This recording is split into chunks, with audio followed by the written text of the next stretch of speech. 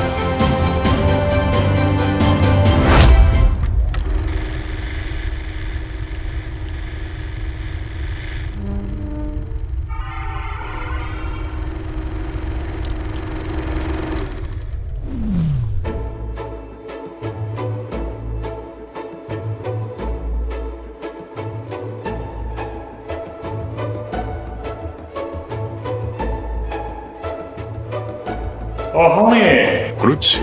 해줄게.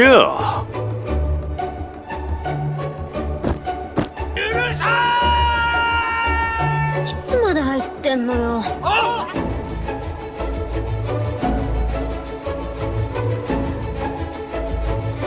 你覺得10年之後仲會唔會有記者？跟你没关系。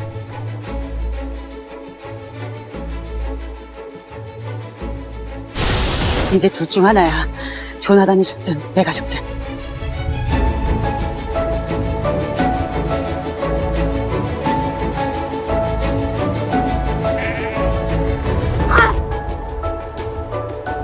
Avez-vous besoin de travailler de moi?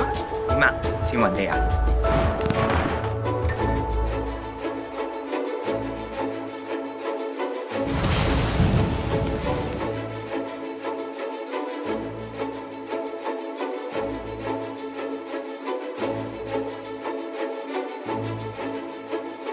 我應該諗辦法快啲搬走佢咧。 You have to go back to Bangkok. But Mom, I come from the Philippines.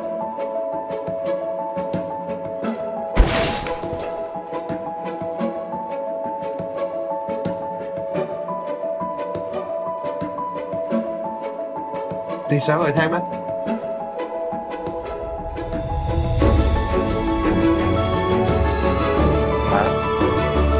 마 다 들었어.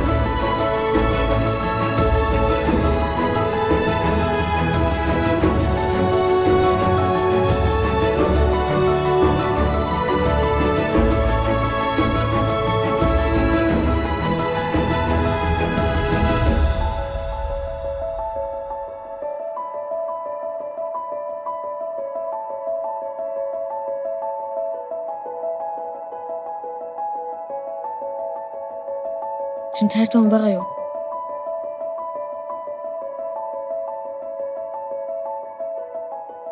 네, 시청자 여러분 안녕하십니까. 유정임의 이슈앤피플 오늘 너무나 새로운 장소에 나와서요. 너무나 반가운 우리 게스트분을 소개할까 합니다. 여러분들 아시안팝업시네마 영화 아시죠? 오늘 그 영화제 파운더이자 소피아스 초이스 대표를 만나서 여러분들과 그분에 대한 이야기 그리고 이제 곧 있으면은 시작되는 아시안팝업시네마 행사에 대한 이야기를 자세히 나눠보도록 하겠습니다. 아시안팝업시네마 semi-annual Asian Film Festival is the brainchild of Sophia Wong Bachio, founder of Sophia's Choice. Please welcome. Thank you. Nice to meet you. I'm Sophia. How are you? Very nice too. Yeah, we've been seeing for a long time, right? I know. I've known Olivia since she was with KBC, and she's been following us since our inaugural season. Whenever we have Asian film, Korean film especially, she always come and pay attention and support us. I'm very grateful. Thank you. Thank you. Please say hello to the viewers of the Sangsang Media. Hello, Sansa Media, everybody. I love you, and I hope you will come to one of our screenings after this talk. So we've met, I think, before pandemic, Yes. right? We haven't seen each other for the 2-3 2-3 years, yeah. And it was very challenging during the pandemic, of course, to bring anybody from Asia to come here. Yeah. And now, even though the travel ban is lifted, Yes. it's also challenging because the costs had gone up. I really want to bring Asia closer to everybody here because our tagline is your passport to Asian cinema. So even though you don't live leave your house, you can steal some Asian films as well as some Asian stars. Yeah. So we are trying very bad, very, very hard, I would say. I should try very hard to do that. So this season, of course, as usual, I always, because it's Asian, right? So I always include Japan film, which we are opening this weekend. We have 5 films. And then the next weekend, we have 5 Hong Kong films. Oh. Out of the 5 Hong Kong films, there are 2 world premieres, 1 international premiere, and 2 Midwest premiere. And we have the highest numbers of special guests coming. We have altogether, I think, just for the Hong Kong, almost every film we have somebody. We have a director, we have actress, we have actor coming, and 3 actors. So I'm going to bring some to your talk show. So let's see. You all stay tuned with Sansan. Stay tuned with Stay tuned. Sansan Media. Sansa Media, Yeah. and we're going to bring some of them to Olivia so that she can have a chat with them. Yeah, also. definitely. Awesome. Awesome. Yeah, so let's talk about this season's. Wow, 17th, right? Yes. Yeah, almost 17th season of Asian pop-up cinema is coming up. So please talk about more details about that. Well, when I started, there was no Asian films, right? That was 2015. And 8 years ago, nobody really think about Asian films. And a lot of film festival in Chicago, but there was not a dedicated one about Asian films. So my goal and my mission was to bring Asian films here with the authentic stories and the filmmakers made by the filmmakers based in Asia. Okay, so throughout these 8 years, a lot of things have happened, and I think I would say number one is because the Asian filmmakers working very hard. They work so hard that they're gaining more and more recognition in the international film festivals. In the Cannes, they won big prizes. The Japanese directors make winning prizes. All the best director shows. The Korean also, and of course our Hong Kong Michelle Yeoh, right? The actress, we all love her, right? She also got the big prize. So because of their recognition and their hard work getting all these credits and awards in the international film circuit, I would say, they are bouncing back. They're actually bouncing back to their home country. So people, they realize, oh my God, our films are fantastic. Yeah. They are getting so much recognition and followers around the world. Yes. So talking about Korean film, we all know how great Korean films are. True. For me, I'm a big fan of Korean drama too. I'm sorry. But that's my beauty. I love it. Thank you. So when was your first time to meet the Korean drama? 2010. Which dramas? Pasta. Oh. It's a famous pasta about a famous chef bullying the kitchen help. And guess who is that famous chef? I know. Let's talk about later. That's a secret. Yes, that's a secret. We're gonna hold it. But that's it. From 2010, I started watching Korean drama. Oh. Of course, we all know Korean drama is mostly Cinderella stories. Oh, yes, true. Yeah. So we all feel good after watching them. You will never feel sad. But I must say the quality of them is very diversified now. If they tackle a special professional of that particular film, like if it's about a makeup artist, her romantic story, you learn so much about the makeup artist. You know so much about the industry. So it's actually create a lot of context you normally do not get. So culturally, I thought it's very interesting. I learned a lot about court cases, court drama, the judges, all the social drama, all the, of course, the thriller and everything. Everything is so well done, including Squid Games. You know, it took the whole world by storm. And of course, the film, Bong Joon-ho's film, is really taking us completely off the chart. We are up there. Korean film is #1 now. So now it's time to talk about our secrets for this season's 아시안팝업시네마. I understand that Lee Sung-gyu, really popular Korean actor, is coming to Chicago soon, right? So I am so pleased. #1, he is in this movie called 킬링로맨스. It's the craziest movie I've ever seen from Korea. Really? Everything is larger than life. You know, is so over the board, so extreme. He played this guy. This husband is so bad. You will never find any bad husband like him. Really? But it's almost like a caricature. You know, like a very big. Even he himself, when he was being interviewed, he said, "I've never played anybody like that." Oh yeah. But he did it so good. Yeah. He held it together because she got this beautiful star next to her. She's white in the movie, right? In the movie, playing his wife, playing the wife being abused. Oh, really? She was a famous actress. She fell in love with this wealthy man. This wealthy man said, "Come to the island with me. I will protect you and you will live a good life with me." And end up, she is almost like a prisoner there. That kind of movie. So I'm not going to tell you all about it. You all have to come because we're doing a premiere on October 7th. And the director will be here too.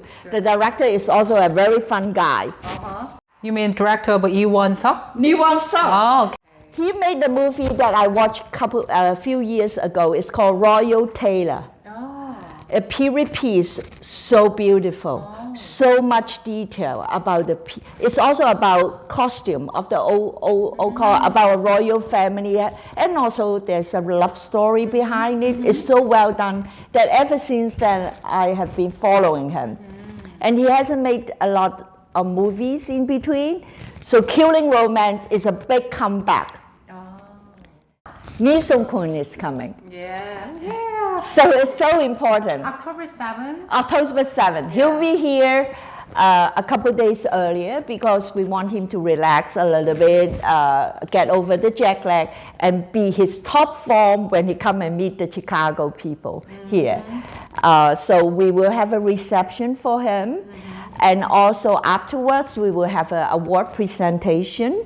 And then we all enjoy his movie. And afterwards, he, as well as the director, will do a Q&A. Oh, wow. So it's a full night, full night of activity.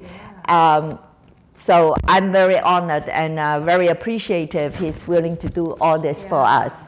We thank you to bring him to Chicago. So many Korean movie fans love you. Oh, thank you. And I love you all. See. I give you a lot of love. You know what that means, right? I know what that means. And I also have another film that have another director coming. Oh. It's called, the title of the film is called Drive. Right. Driving, The Drive. But it's a very interesting story, and the director is called Park Dong-hee. Park Dong-hee? Yeah. So the film is acted by, you can pronounce. Yes. Oh, 네. 박주현, 김여진, 김도윤. Okay. So they are all very good actors, very good film, and it's about, which is now very popular, Okay. about somebody is an influencer. So the protagonist is about the influencer. She is doing all kind of things, doing commercial, advertising, doing a lot of live streaming all the time. Wherever she goes, she got that with her. But getting so popular, she's like the number one, have millions of followers, that kind of thing. And then somebody kidnapped her. Kidnapped her and put her in the trunk of the car, driving at the same time. Okay. And all this time made her to do the live stream. The killer? The killer. Ah. But a lot of people thought she was joking. Nobody wanted to come and save her. When she said, "Oh, come and save me," nobody saved her. So it's a very tense, very interesting setup. And the acting and everything very authentic, and of course the driving and then the people outside trying to find her, and all these things is so well done, and I'm so impressed. I'm bringing that film there. So that's why the director Box coming to you, and then he's gonna get the time with the Q&A with the fans. Yes, he's going to talk about it. He's going to share his experience about making this film. Because the actor he has is quite top. You know, it's not like small actors. They are all very popular actors. But he cast them well. I watched the whole film. I really like that. So, One more film. Yeah. do we have time for that? Sure. Yeah. Why not? Yeah. So this is called New Normal. Okay. New normal. By this director. He's a very famous director. Yeah, he got a lot of films already. So in this film actually has 6 stories. 6 story? Is it Six story. omnibus style? But they can all interconnect in the end. Okay. But it's one of those movies that you thought they are horror, they are not horror. Not horror? They are dark, a little bit dark. Dark comedy? Dark comedy. Okay. But it's the kind of comedy that, like, when you watch it, you don't know, you don't know whether you laugh Oh yeah? or you want to shock. Oh really? It is so good. We are having the US premiere. Oh. Because I saw the world premiere in Montreal this summer, the Fantasia Film Festival having the North American premiere. I saw it there with 700 people there. 700. They love it. You will see, I heard the people respond to everything. They go, they go, they go, It's also shown on October 6th. So that one is the day before. The day before. But October 7 we got Drive, and then we got Killing Romance. And in between we have the reception. Reception. Okay. Okay, you have a good restaurant to introduce to me to help us with the reception. I think I should have some Korean food for the reception, so that our international VIP guests coming can all enjoy some Korean flavor, something, right? So please mark your schedules, calendar. Yeah. Yes, mark your calendar. Our Korean film, we have only 4, okay? We don't want to do you more, but we do the best for you. It's October 6, 2 films, and then October 7, 2 films. And October 7 is a Saturday, okay? The reception is in the middle of the 2 films, so you can come and party with us. People living here would come. Bring your American friends too. This is really definitely we want to celebrate. We haven't done this for a while because pandemic. We cannot do it. So now this is a big comeback. So join us on October 6 and 7. How people can join? So they can just go to our website, AsianPopUpCinema.org, and there's a little hamburger menu. You know, click click on the film. So you go down and see all the Korean film listed. Then click on each one of them, and you can buy tickets. Excited. Yes, I'm so happy, and Yeah. Wow. So I'm so happy to have you right now. And now I need to talk about more about the Korean movie industry. So you are a very professional expert in the movie industry. So, you know, the Korean K-movie wave is started by the growing popularity, not even Asia, but, you know, in the world, I can say. So how can you feel between before and now and future? well, I did not really feel too much before, but I really started 2015 to follow. And I must say, believe it or not, it's because of Korean drama. Okay. I thought they did really well. And because of Korean drama, a lot of actors' face got popular because everybody watching them. Whether or not they watch Korean films or whether or not the Korean film was showed in the theater, at least they got used to seeing the people. Yeah. You know, that's the main thing. You know, if I like this actor, I try to follow him. If I like that actress, I always want to see what she is doing next, right? Yeah. So I think that's a very good trick. That's a very good trick for penetrating the market outside of Asia. Of course, Asia, everybody knows everybody. You know, Korean already penetrated Asia movie or drama way ahead for the Western world. But the Korean drama, actually, in my opinion, took the lead. They were the leader. They opened the door a little bit first. Because the movie somehow coming into having a theatrical release is always challenging. You know, the distributor, whether or not it's justified to have to block their cinema space and everything. So it's always challenging. But now I think this challenging is open already. The door is much wider for Korean movies coming. I mean, just this summer, there's already 2 or 3 Korean movies passed through. Yeah. There's one called The Moon. You know, The Moon, the movie about somebody trapped in the moon it's already shown in the big theater. There's another one. There's a few already this summer. A couple really big blockbuster already open. Yeah, open in Chicago too. You know, in America, I can only say more about America. Of course, Europe has another market, but the Europeans traditionally enjoy more Asian films than the Americans. They are a little bit more flexible. They don't mind reading subtitles, and they call them more like an art film. You know. Like, that's why Han Sung-woo, you know, got all these art films over there.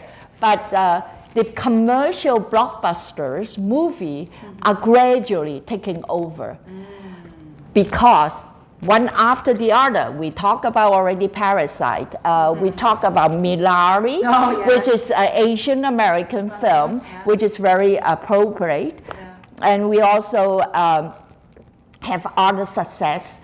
Also, you know, also there's Asian number. It's called Soul Asian or some of this. You know, all the Asian American movies showing their reconnection back to their root and going home. And trying to come back here. So there are more and more of these films being shown, and I think it's good. It's important. Because we are bridging the gap. If you don't do that, we always think we live here, you live over there. But no, we are all in the same world. We are all breathing the same air.